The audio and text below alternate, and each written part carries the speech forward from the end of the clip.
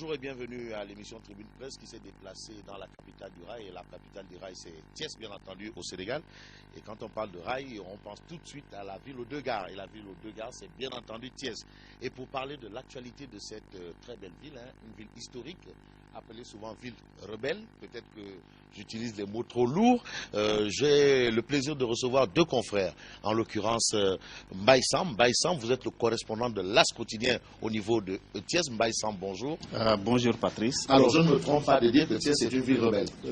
Bon, on peut le dire quand même. Mais pourquoi Thiès est une ville rebelle? Bon, tu sais, c'est peut-être sur le plan politique, c'est des considérations politiques.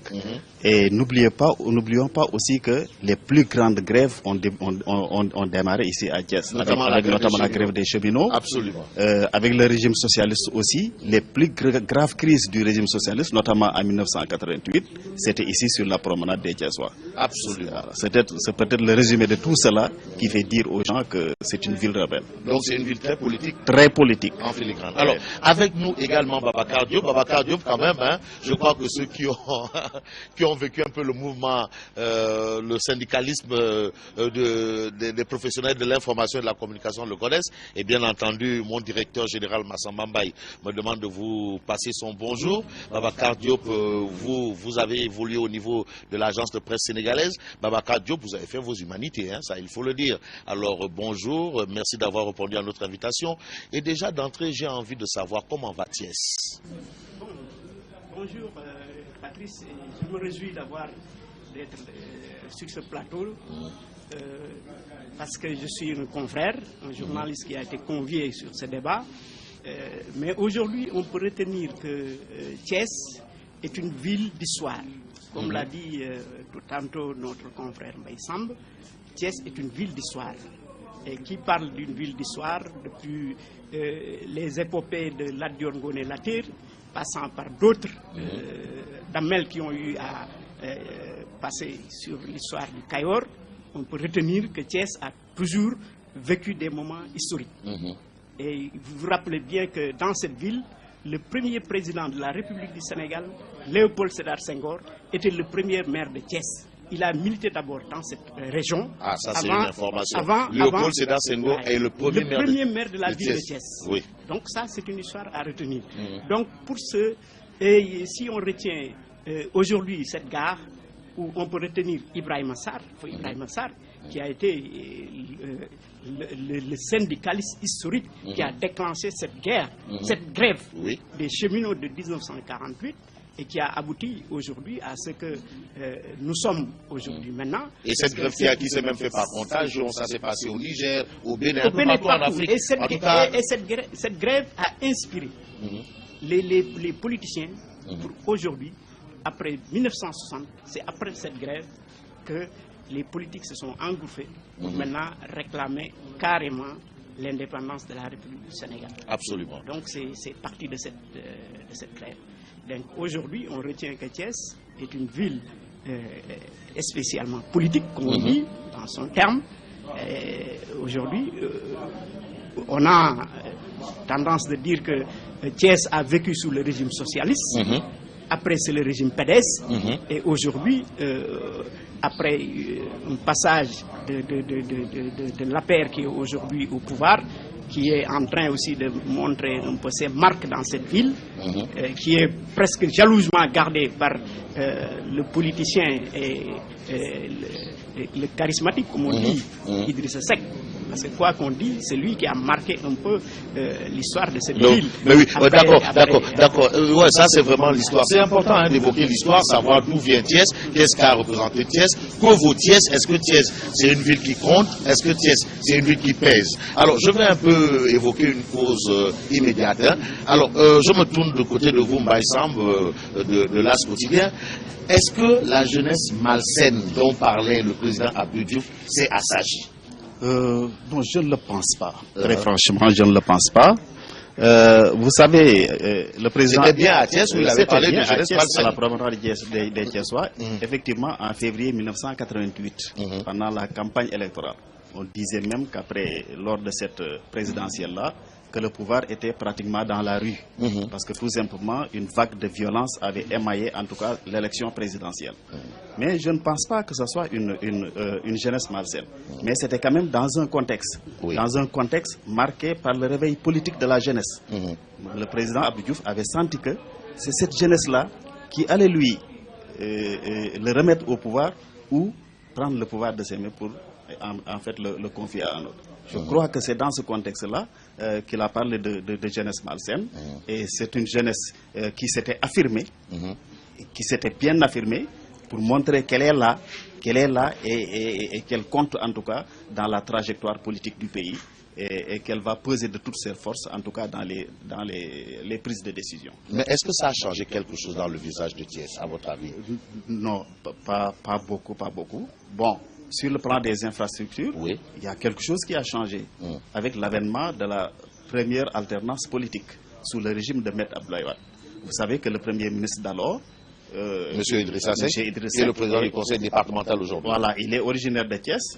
Et sous son influence peut-être, bon, d'autres ont contredit, mais sous son influence, des milliards ont été investis dans cette ville pour justement préparer la fête de l'indépendance 444, qui est d'ailleurs à l'origine de tous les déboires dont souffre Thiès actuellement. Il souffre de ces causes-là. Ah, vous considérez que Thiès souffre du fait que la souffrance de Thiès est liée un peu à ce 4444 où Idrissa Seck a été accusé d'avoir volé beaucoup de milliards? Effectivement, tout est parti de là-bas. Et ça le suit, malheureusement, jusqu'à présent. Et les populations subissent les contre-coups, justement, de cette guerre politique, tout ça? Non, tout à fait. Parce que depuis lors, aucun investissement conséquent n'a été consenti. La prise en charge économique ne se fait pas de façon efficace. De toute façon, les populations ne sentent plus. Bien qu'il faut le dire aussi, des efforts sont en train d'être faits, mais pas à la dimension des espérances de toute une ville. Absolument. Alors, Babacar Diop, c'est difficile de croire à mon confrère Mbaye Samb quand on sait qu'il y a eu quand même un conseil des ministres décentralisé ou délocalisé. Bon, eux, ils utilisent les mots qu'ils veulent, mais c'est bien conseil des ministres décentralisé à Thiès. Et les milliards ont été pour beaucoup d'argent. C'était prévu, hein. Alors, est-ce que ça n'a pas réglé, ça a réglé grand-chose ou pas? Bon, aujourd'hui, comme l'a dit si bien Mbaye Samb, Thiès, vu une situation particulière par rapport à une situation de galère, à son enjeu politique. Il y a un enjeu politique qui a fait que Thiès, aujourd'hui, est victime, moi je peux dire, est victime même de cette politique. Parce que très souvent, on dit que Thiès est resté dans l'opposition. On le parle. Depuis l'avènement de Maître Wade, avec son fameux premier ministre Idriss Seck, après le clash, on a dit que Thiès était rentré dans l'opposition. Et jusqu'à l'alternance en 2012, Thiès était toujours dans l'opposition. Absolument. Quand le pouvoir de Macky Sall est venu avec la grande coalition Benno Bokk Yakaar, on espérait que peut-être ça allait tourner définitivement pour Thiès, afin que Thiès puisse bénéficier largement des activités et des trucs du gouvernement. Mais malheureusement, il y a eu clash entre l'APR et le Rewmi de Idrissa Seck, qui a quitté la mouvance présidentielle pour se ranger dans l'opposition. Ce qui souvent fait que les gens pensent que toujours Thiès est dans une situation de rebelle. Alors que Thiès est dans une situation de rebelle parce que c'est dû à la classe politique. Absolument. C'est dû à la classe politique. C'est pas les populations, parce que les populations savent choisir. Non, mais c'est quoi, les populations payent les pots qu'ils n'ont pas cassés? Qu'ils n'ont pas cassés, oui, bien sûr. Oui. Donc je dis bien, quand maintenant l'avènement de l'APR est venu, les gens réclamaient souvent que les fameux chantiers de Thiès puissent être remis à l'heure. La question a été posée lors du Conseil des ministres délocalisé. C'est ça. Et jusque-là, rien n'a changé. Donc je reviens à ça. Parce que si tu vois que les conseils des ministres décentralisés qui a été salué un peu partout dans les régions où le gouvernement est passé, Thiès a eu sa part belle avec une enveloppe de 400 et quelques milliards que le président Macky Sall et son gouvernement avaient consenti pour la région de Thiès. Mais ces investissements, souvent, on dit que les conseils de ministres décentralisés ont balancé des milliards, Mais sur le plan des infrastructures, les choses sont restées en l'état. Et qu'aujourd'hui, si les chantiers de Thiès commencent à bouger timidement, ça bouge quand même. Ça bouge timidement. Apparemment, Babacar Diop et Mbaye Sam ne sont pas dans le même Thiès. Non. Lui, il dit que ça n'existe pas, vous dites que ça bouge. Si je dis que les chantiers de Thiès bougent timidement, c'est peut-être par rapport à certaines infrastructures. Ok. Par exemple, si on voit que l'hôtel du Rail a été repris et remis, à neuf et remis aux étudiants et qui aujourd'hui bénéficie d'une capacité d'accueil pour héberger tous les étudiants, la majorité des étudiants de Thiès, ça faisait partie des chantiers de Thiès. Aujourd'hui, on a également le fameux cinéma Amitié qui a été réfectionné et qui va être bientôt réceptionné et qui va abriter le grand amphithéâtre et d'une infrastructure qui va bénéficier à l'université de Thiès et représenter un peu quelque chose. Bon, donc, par rapport à cela et par rapport peut-être à certaines routes qui ont été peut-être réfectionnées, parce que moi je ne dis pas que tout est mauvais, bien qu'il reste beaucoup de choses à faire pour la ville de Thiès. Parce que si on voit que cette querelle qui dit aujourd'hui que Thiès est rebelle parce que l'État ne veut rien faire parce que Thiès est dans l'opposition, moi je dirais non. Thiès est resté Thiès et les populations sont restées les populations de Thiès, mais aujourd'hui c'est au niveau des politiques que peut-être il y a eu des grincements. Et ces grincements, ça tatille un peu le vécu quotidien des Thiessois. Alors, ces évolutions quand même... Je pense que le président Macky Sall est très conscient, tant bien que sur la santé et entre autres, etc. Là, ça, c'est un devoir régalien de l'État du Sénégal, quelle que soit la situation de la ville de Thiès. Voilà. Alors, Mbaye Sam, vous partagez déjà cet avis-là, l'avis de Babacar Diop? Oui, effectivement, c'est ça. C'est-à-dire, il y a quand même des choses qui bougent. Tout à fait. Ça commence à venir. Mais ça ne va pas à la vitesse des Thiessois, peut-être. Pas à la dimension, je l'ai dit tout à l'heure. Des efforts sont en train d'être faits. Ça, c'est vrai. Mais pas à la dimension des ambitions des populations. Il a parlé tout à l'heure de situation de rebelles dans cette ville. N'oublions pas qu'à partir de 2004, quand même, l'État est responsable de cette situation de rebelles-là. Alors, je m'explique. Oui, allez-y. N'oublions pas que c'est à partir de 2004 qu'il y a eu des démêlés entre l'ancien président Abdoulaye Wade et son fils putatif, M. Idrissa Seck. Alors, ces démêlés-là... Oui, mais c'est parce qu'Idrissa Seck voulait être calife à la place du calife aussi. Il faut dire les choses telles quelles. Bon, ça, c'est une considération. Je ne peux pas peut-être entrer dans ces détails-là. D'accord. Mais la réalité, c'est qu'il y a eu des divergences entre les deux hommes. Et ces divergences-là se sont répercutées sur la gestion même de l'État. Et l'État a pris des positions que les Thiessois ont perçues comme une adversité envers une ville, envers les populations d'une ville.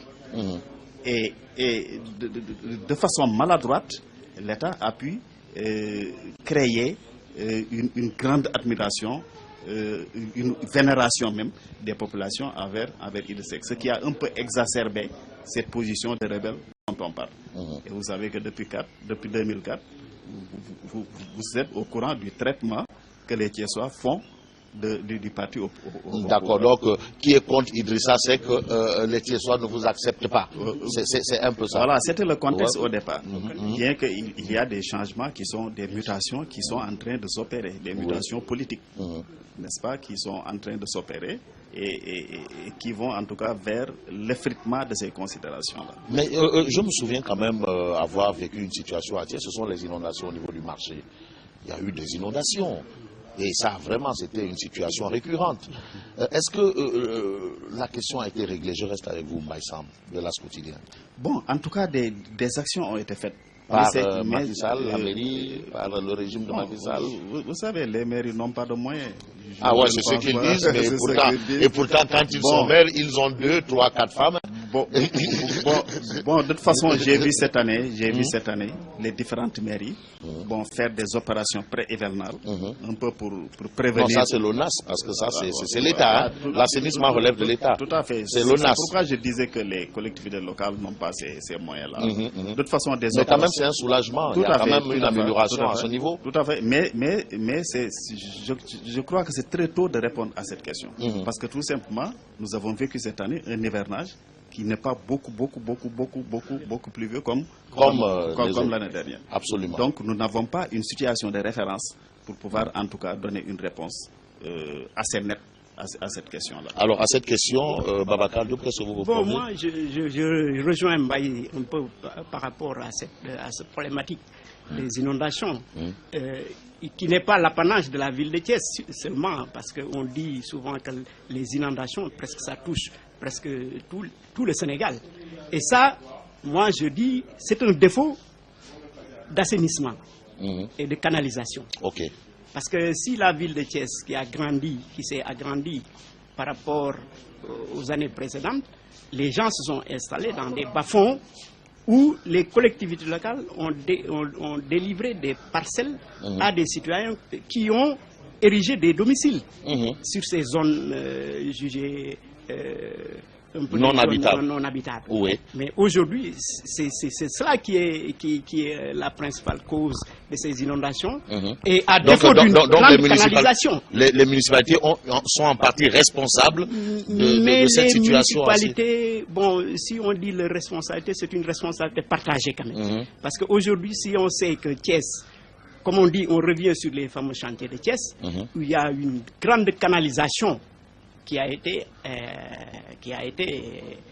entrepris par l'État de Ouad avec les aménagements du chantier. Mais cette canalisation s'est arrêtée jusqu'à Nguent et c'est là-bas où se déversent tous les eaux de Thiès. Ce qui fait qu'aujourd'hui, cette zone est jugée aujourd'hui une zone inondable tant dans l'hivernage que pendant la saison. Parce qu'il y a l'eau qui est là-bas.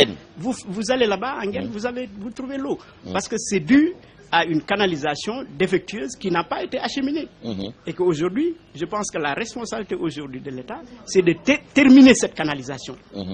Et aujourd'hui, de refaire aussi certaines zones, comme on dit, la zone de Sampaté, où il y a un DALO, où chaque année, le ministre de l'hydraulique, le ministre qui est chargé un peu de l'assainissement, visite tous les gens pour venir constater un peu les dégâts.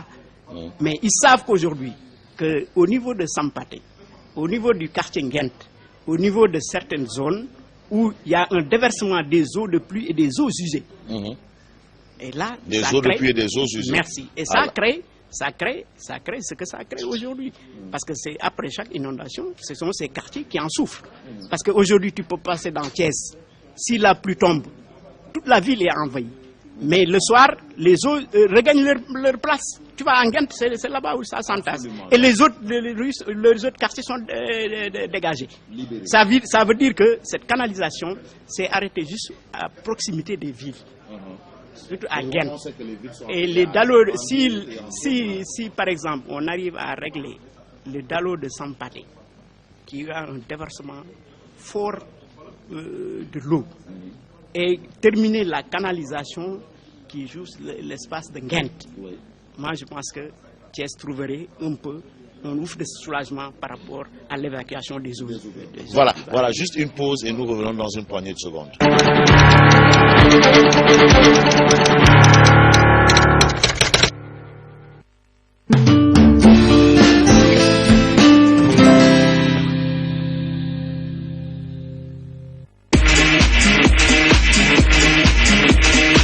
Tu veux passer des vacances de ouf? Bah fais comme moi, qui veut le 30 septembre, recharger avec sa carte crédit Johnny Johnny. Wala bok, mën nga fay sa bépp achat avec sa carte crédit Johnny Johnny. Waaye mën nga tamit retirer avec sa carte crédit Johnny Johnny et tu gagneras cette magnifique Fiat 500X offerte par Carrefour Automobile ou encore 1 million dans ta carte Fiat Johnny Johnny. Barbara Streisand.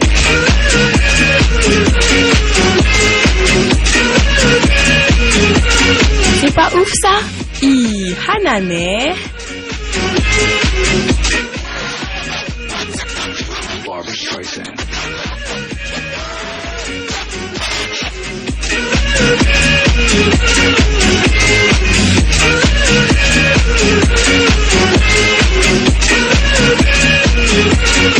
Barbra Streisand.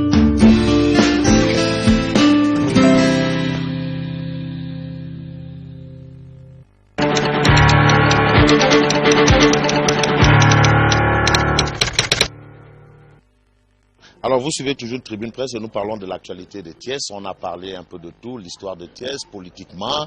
On est revenu avec Ibrahima Sarr, qui a quand même été la cheville ouvrière de cette contestation des cheminots.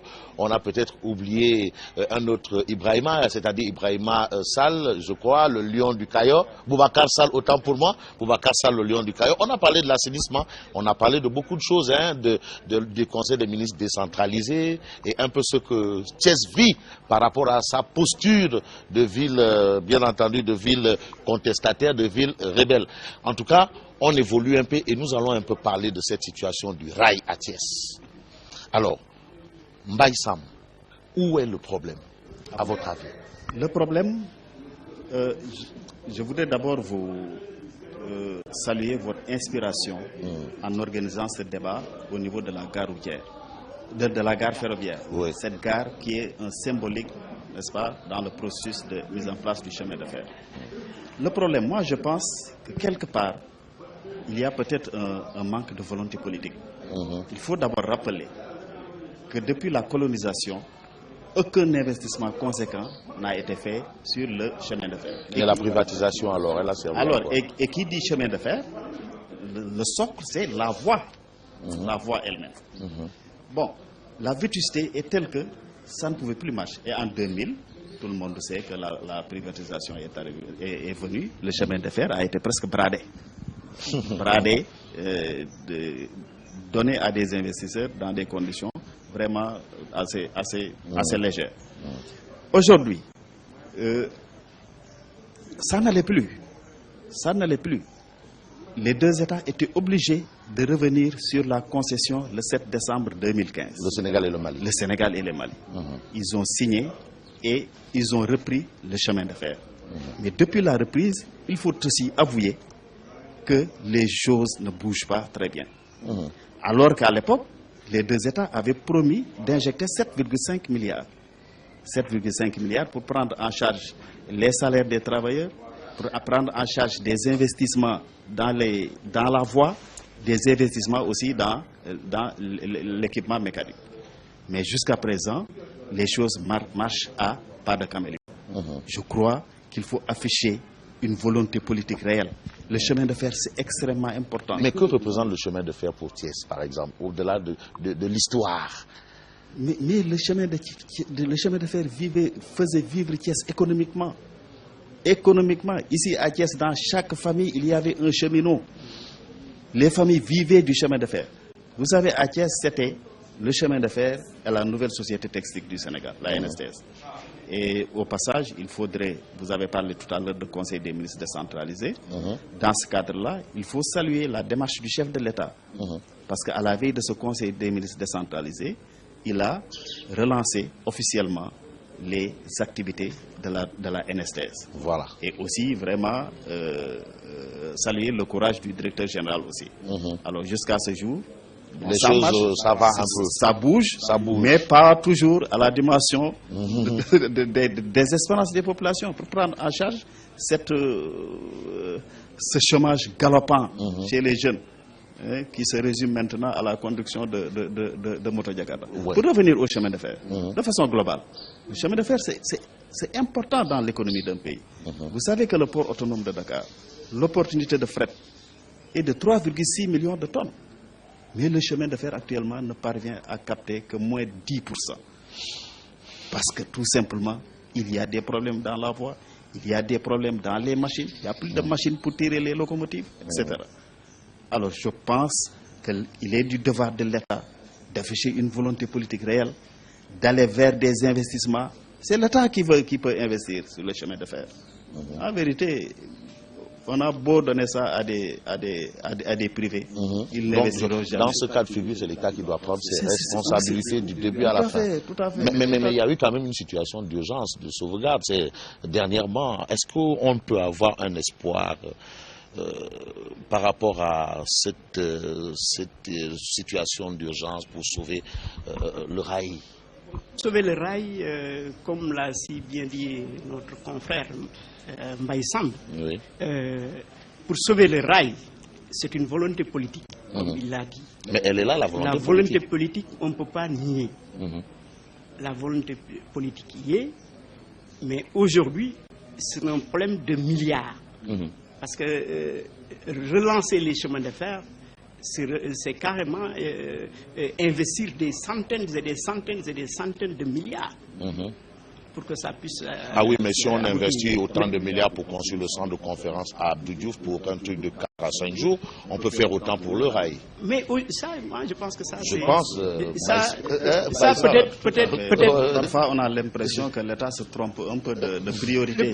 Voilà. Peut-être, bon point, je n'irai pas dans ce sens. Peut-être que les priorités, je n'irai pas dans ce sens.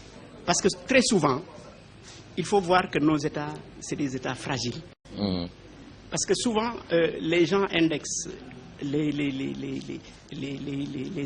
milliards investis dans certains secteurs de notre pays par l'État du Sénégal, au détriment d'autres secteurs qui en ont besoin. Mais, comme on dit, celui qui te donne la dépense, c'est lui qui t'indique ce qu'il veut manger, ce que tu as préparé. Absolument. Et souvent, ne nous trompons pas de cible. Peut-être Diamniadio, le centre de Diamniadio, ça a été par la volonté politique de l'État et de la francophonie. Ce n'est pas l'argent du Sénégal, c'est l'argent de la francophonie. Et très souvent, les bailleurs de fonds, il ne faut pas oublier que les bailleurs de fonds, quand ils investissent des sommes d'argent, on te dit que cet argent est destiné à telle infrastructure. Absolument. Et tu dois, au besoin, respecter cette volonté, sinon ils retirent leur investissement. Ouais, souvent, c'est ça le cas. Mais si on revient... Pour construire une salle de spectacle, on peut trouver des bailleurs de fonds pour relancer l'économie. On a eu 10 milliards qui ont été investis sur le fameux qui de Wakam. Ouais, le monument de la Renaissance. Le monument de la Renaissance. Ouais, ouais. Est-ce que ça valait la peine? Bon, moi je dis souvent que nous, la volonté politique pour relancer les chemins de fer, c'est pas parce qu'on a investi 400 et quelques milliards qui va à Ilatouba, c'est pas parce qu'on a investi Diamniadio, mais il faudrait que l'État prenne conscience que les chemins de fer, c'est un outil d'intégration. D'abord, les chemins de fer, c'est d'abord économique. Si, par exemple, nous sommes ici à la gare, mais tu ne verras jamais, avant, il y a le train qui quittait Dakar, le train de marchandises et de transport des personnes. Il quittait Dakar-Saint-Louis. On disait Dakar-Saint-Louis, Dakar, Thiès, Saint-Louis, Dakar, Thiès, Tamba, jusqu'à Kidira. C'était les trains de voyageurs. Et ça faisait rentrer de l'argent parce que ça permettait aux villes que cette rail traversait de vivre, comme la ville de Thiès aujourd'hui. Mais moi, ce que je dis, ce qui est un obstacle par rapport à cette relance des chemins de fer, c'est la juxtaposition de deux États. Parce que l'État aussi n'est pas seul souverain pour gérer. Transrail a échoué, comme on dit. Absolument. Si ah oui, non, mais parce que remis. Oui, mais Mbaye Samb l'a dit parce que Transrail c'était un investisseur, a été donné que pour des broutilles. Mais c'est vrai, parce que la chose n'était pas mûrie. Parce que souvent, moi je dis, autant ne pas faire la politique politicienne. Avec ces choses-là. Pour venir dire qu'on va relancer alors que la relance est zéro. Donc moi je dis, aujourd'hui, le chemin de fer a besoin d'un État fort qui prend toutes les destinées de cette chemin, de cette infrastructure. Parce que si l'État, c'est entre le Mali et le Sénégal, si je vois bien. Parce que Transrail, c'était entre le Mali et le Sénégal. Absolument. Aujourd'hui, la nouvelle société ferroviaire, c'est aujourd'hui également entre le Mali et le Sénégal. Absolument. Chacun dit, l'État du Mali doit verser tant de milliards, l'État du Sénégal tant de milliards. Et ça pénalise. Si Thiès est pénalisé, moi je dis, c'est une responsabilité partagée des États. Il faut que l'État se dégage de ce syndrome de 1900. avant même les indépendances. Oui, parce qu'on parlait de la Confédération Sénégal-Mali qui a éclaté. Donc, qui n'a pas éclaté, c'est le Sénégal qui s'est retiré. C'est le Sénégal qui s'est retiré de cette confédération. Ça n'a pas éclaté, le Sénégal s'est retiré. Vous êtes d'accord avec moi? Parce qu'il y avait des divergences. C'est le Sénégal qui s'est bel et bien retiré. Il y avait des divergences. Oui, mais le Sénégal s'est retiré. Il y avait des divergences politiques. C'est le Sénégal qui s'est retiré. C'était des enjeux politiques. Aujourd'hui, les chemins de fer, c'est partagé entre le Mali et le Sénégal. Absolument. Si Thiès en souffre, c'est parce que aussi l'État du Sénégal seul ne peut pas prendre les décisions. Absolument. Ça, c'est quelque chose que les gens ignorent et ne parlent jamais. L'État du Sénégal ne peut pas prendre toutes les décisions concernant la relance du chemin de fer qui est partagé entre le Sénégal et le Mali. Vous considérez que l'État du Sénégal fait trop, le Mali n'est pas trop engagé par rapport à ça? Mais parce que peut-être il n'y trouve pas de son jeu. Parce que ce qui intéresse le Mali, c'est le transport de marchandises qui fait Dakar-Bamako. Le port autonome de Dakar, Bamako et entre autres. Mais sur le plan des vrais investissements qui concernent même, parce qu'on dit souvent que le dépôt là, qui aujourd'hui abrite le grand Saint-Bus, il faut visiter les ateliers des chemins de fer, où là, on te construit des bus, les bus Tata que tu vois, qui circulent.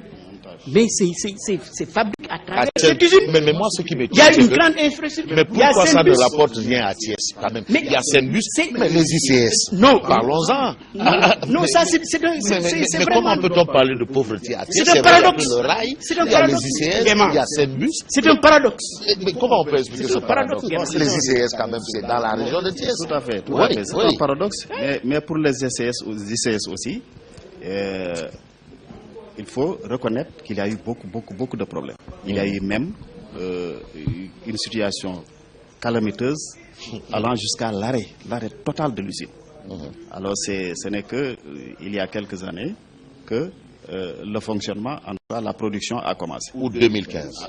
En août 2015 par exemple, il y avait un arrêt technique. Oui. Vous savez,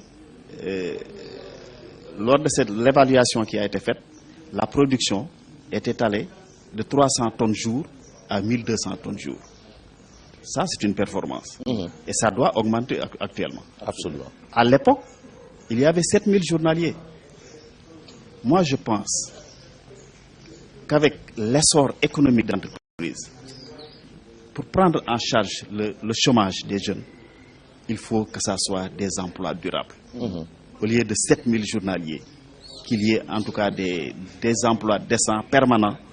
Parce que 7000, c'est beaucoup quand même. Absolument. Mais journalier, c'est trop précaire. Mais, oui, mais pourquoi les Thiessois ne bénéficient pas justement de ces structures et de ces sociétés qui sont dans leur territoire? C'est une question de politique. C'est une question de politique, mais parfois aussi, il y a une question de compétences professionnelles aussi. Absolument. Ça aussi, il faut le reconnaître. Il faut que les jeunes soient formés à occuper ces postes-là, à ces métiers. Ça aussi, c'est un problème réel qui se pose. Alors, partout, vous entendez des populations qui expriment leur colère dans la rue pour dire que telle entreprise n'a pas recruté des jeunes au niveau de la localité.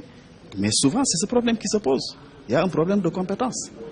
Il faut que les gens se forment.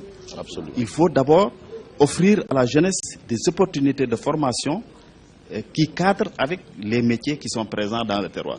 Je crois que c'est la meilleure solution de régler ce problème. Mais il y a l'Office national de la formation professionnelle, il y a le ministère de l'enseignement professionnel, il y a tout. Mais ou bien c'est le type de formation pris en compte par ces départements-là qui ne colle pas avec les sociétés que nous avons. Bien sûr, Nguema, je vais répliquer par rapport à cette situation parce que souvent les industries minières, dans la généralité, au niveau de la région de Thiès, il y a un défaut. Il y a un défaut par rapport à la prise en compte des préoccupations des populations. Si vous vous rappelez tout récemment avec la GCO, qui est l'industrie minière qui fournit un peu le zircon, qui est presque la deuxième mondiale, production mondiale dans le monde, et qui est installée à Djogom. Oui. Il y avait une situation particulière qui s'était posée Et les populations se sont soulevées. Et cette société a permis de former des jeunes ici au lycée technique avec le ministère de la formation professionnelle qui a pris des jeunes pour les former pour qu'ils puissent être insérés au niveau de cette usine qui avait besoin de qualifiés, de personnel qualifié. Et souvent c'est ça qui fait un peu le tort par rapport et qui fait souvent le tort de certaines industries qui sont installées dans la région de Thiès. Vous l'avez si bien dit, Thiès souffre de cette pauvreté par rapport à ses potentialités économiques. Absolument. C'est un paradoxe, parce que moi qui vis, je suis originaire de la région de Thiès, je connais la région de Thiès, je suis en service ici dans la région de Thiès, mais si tu vois le potentiel économique de cette région, passant par l'aéroport de Thiès, passant par l'usine Dangote, passant par l'usine des ciments du Sahel, mais Kirène, c'est dans Thiès. Et passant par les industries phosphates, les industries minières.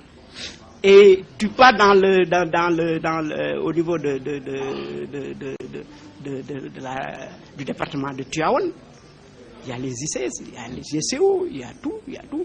Ces industries minières qui, au bas mot, font des investissements et des recettes qui tournent autour des milliers de milliards, je peux dire, par an. Alors qu'à Thiès, on pouvait ne pas avoir des problèmes d'infrastructure. On pouvait ne pas avoir des problèmes d'école, de santé, et pour appeler les pouvoirs publics ou bien la mairie de s'investir sur ces domaines. On parle de responsabilité sociétale des entreprises. Mais c'est infime. C'est comme jeter de l'eau dans la mer. Jeter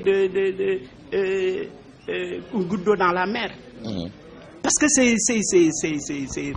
responsabilité sociétale des entreprises ne profite pas réellement aux populations de la région. On aurait développé un peu tout ça. Parce que là, comme tu viens de dire, moi je dis qu'aujourd'hui, ce qu'il faut retenir dans tout cela, c'est que Thiès est assis sur une bombe économique et que ces populations n'en jouissent pas.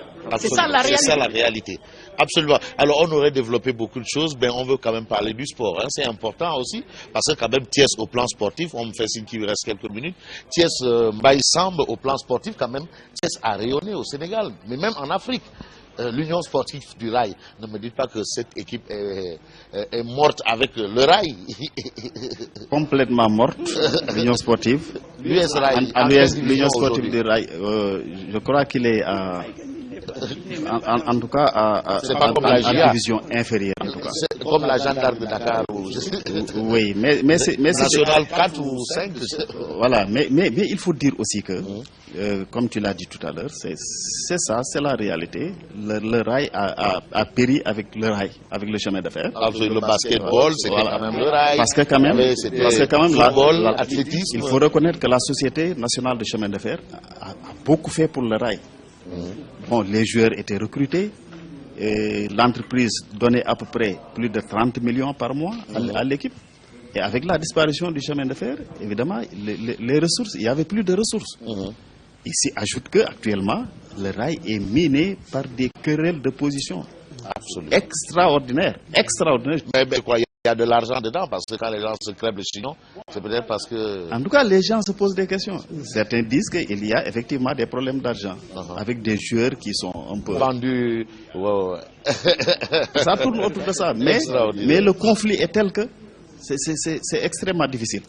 Mais moi, je pense que pour un peu surmonter ce problème-là, ce sera difficile. Mais je crois qu'il faut s'investir dans la piste de l'équipe de ville. L'idée avait été agitée, il y a des gens qui ont travaillé dessus, mais il n'y a pas encore de suite vraiment concrète pour le moment. Mais je crois que ça ferait peut-être l'affaire. Mais oui, mais ce rail-là ne survivra pas dans ces conditions-là. Ouais, dans les petites catégories quand même, Thiès n'est pas quand même ne dort pas au premier banc. Bon, moi je pense qu'il y a en dehors des quand on va dans clubs, les U20, il y a je crois une école ou quoi, je sais pas. Au niveau des clubs traditionnels, souvent c'est comme on dit, c'est des lobbies.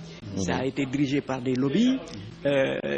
Si on parle de RAI, l'ancienne COT, etc., tout ça, c'est des clubs qui ont fait leur jour, qui ont fait les bons moments du sport thiessois. Mais aujourd'hui, tout est passé à l'état de délabrement, de sorte que ces clubs ne sont que figurants. Mais quand même, moi je pense qu'aujourd'hui, il y a une volonté qui s'est dégagée au niveau du SNEPS de Thiès, qui est vraiment une infrastructure très moderne en matière de sport. Elle est étatique. Elle est étatique. Absolument. Le SNEPS, elle est étatique. Elle a toutes les disponibilités d'accueillir des joueurs professionnels, de les former, de les manager et de les amener à de hautes compétitions. Le SNEPS est préparé pour ça. Donc il y a un espoir avec le SNEPS. C'est un centre de performance et un centre de qualité. Aujourd'hui, il y a un truc qui est dégagé là-bas par rapport au football local. Il y avait eu un partenariat qui a été mis entre l'université de Thiès et le SNEPS pour créer comme l'a dit tantôt Mbaye Sam, un club de ville qui pourrait peut-être prendre un peu ses marques par rapport à ce football thiessois qui a été vraiment en léthargie et qui aujourd'hui souffre. Si je comprends bien le rôle de la mairie, des autorités municipales, parce que le sport est une compétence transférée. Alors le rôle des municipalités, c'est juste donner des subventions aux ASC. C'est les navétanes. Et ça ne peut pas faire vivre. Si tu prends l'exemple du club de Tivaouane, le Cayor Football Club, qui est en train de se battre aujourd'hui. Ici à Tivaouane, ils sont en Ligue 2 professionnelle. Mais ce club de Tivaouane, qui peut peut-être aller loin, mais moi j'avais rencontré son président, ils ont des problèmes de moyens. Alors là, il y a une volonté politique, mais souvent c'est les moyens. Par rapport à ça, quand même, est-ce qu'il ne faudrait pas que vraiment que les autorités prennent en compte, je parle quand même des autorités des municipalités, le sport étant une compétence transférée, que les autorités prennent en charge ces questions du développement du sport? Mais ce n'est pas toujours évident. C'est vrai, c'est une compétence transférée. Hier seulement, j'ai discuté avec le président de l'ODCAV. Il me disait que les communes n'ont même pas encore débloqué les subventions aux ASC. Alors que le a commencé. Il y a des ASC qui sont éliminés actuellement. Pourquoi? Par manque de moyens? Non, qui ont compétit, qui ont été éliminés et ils n'ont même pas encore reçu leur subvention. Ça, c'est un paradoxe. Je crois qu'il faut que les autorités locales prennent un peu de volonté pour prendre en charge cette question-là, ne serait-ce qu'à la dimension de leurs moyens. Absolument. Mais ce qui est mauvais, c'est vraiment de ne pas faire preuve d'imagination, n'est-ce pas, de ne pas aller dans le sens de prendre en charge la question. Surtout que dans le conseil municipal, il y a le président de la commission jeunesse et sport. Alors, ce n'est pas jeunesse tout court. Et puis aussi, monsieur les responsables des communes, arrêtez de nous pomper l'air avec le fonctionnement qui consomme presque plus de la moitié du budget. Alors, malheureusement, c'est terminé. Mbaye Sam, je vous remercie. Je rappelle que vous êtes journaliste au quotidien LAS. Merci d'avoir répondu à notre invitation. On ne peut pas venir à Thiès quand même sans vous rendre visite. Babacar Diop, APS, ça vraiment, on connaît Babacar Diop aussi dans le mouvement syndical, c'est le SYNPICS, c'est le Ben du SYNPICS. Et d'ailleurs, j'ai dit tantôt... Je regrette seulement de n'avoir pas parlé des mutations politiques qui sont assez intéressantes. Mais ce n'est que partie de mise. On va en parler, il y a des mutations politiques. On sait quand même qu'il y a des enjeux. Il dit ça, c'est qu'il est là. L'APR est en train de bouger les choses. Il est en train de reculer, l'APR est en train d'avancer. Il y a des perspectives qui se dessinent. Aujourd'hui, si tu prends le département de Thiès, tu sais, les 17 maires de communes, sur les 15 maires de communes, tous les maires de communes sont à l'APR aujourd'hui. Ah bon? il ne reste que la ville de Thiès. Il ne reste que Thiès-Ville. C'est pour cette raison, lors des élections, du HCCT. Et de ça, c'est à boycotter. Parce qu'ils ont rappelé toutes les du département. Ben oui, c'est le fait de qui? Parce que chacun veut tirer la couverture de son côté. On voit le ministre Sall qui dit c'est moi. On voit le ministre Tin dit Abdoumbo, mon jeune frère Abdoumbo, tirer. Et maintenant on a Siré Dia qui tire. Mais tout le monde veut tirer. Mais quand même, une minute pour dire que quand même le parti pouvoir a une belle carte à jouer pour les prochaines échéances. Laquelle? Le Rewmi était bâti sur un socle de sympathie. Au départ. Les gens avaient considéré que c'était des déboires, une pression faite sur Idriss Seck par le pouvoir d'alors. Il y avait une sympathie autour de Idriss Seck. Et la force de Rewmi, pour gagner successivement les partis, c'était la cohésion sociale. Parce que tout simplement, il n'y avait pas de contradiction interne, il n'y avait pas de divergence, il n'y avait pas d'ambition personnelle. C'était en 2007. C'était Idriss Seck qui était candidat. En 2009, il y avait moins de divergence. Mais à partir de 2010, les ambitions individuelles ont commencé à se poser. Absolument. Et le Rewmi est actuellement dans une situation de conflit interne. Absolument. Et en même temps, il est en train de perdre du terrain. Tout ça, c'est des avantages que l'APR doit saisir. Mais malheureusement, l'APR n'a pas... Est-ce que l'APR a ce génie? Parce qu'il faut souligner, l'APR, c'est aussi une grosse armée mexicaine. Mesdames et messieurs, merci de nous avoir suivis. Merci encore à la ville de Thiès. Merci à Pape Diop, qui est quand même le responsable de cette gare qui nous a permis de faire cette émission ici. Vraiment, sa diligence a été légendaire. On sent un Thiessois, un homme qui aime le rail, parce que le rail, c'est la communauté, c'est la communication. Mesdames et messieurs, merci à vous tous. Je vous donne rendez-vous pour un autre numéro de Tribune Presse.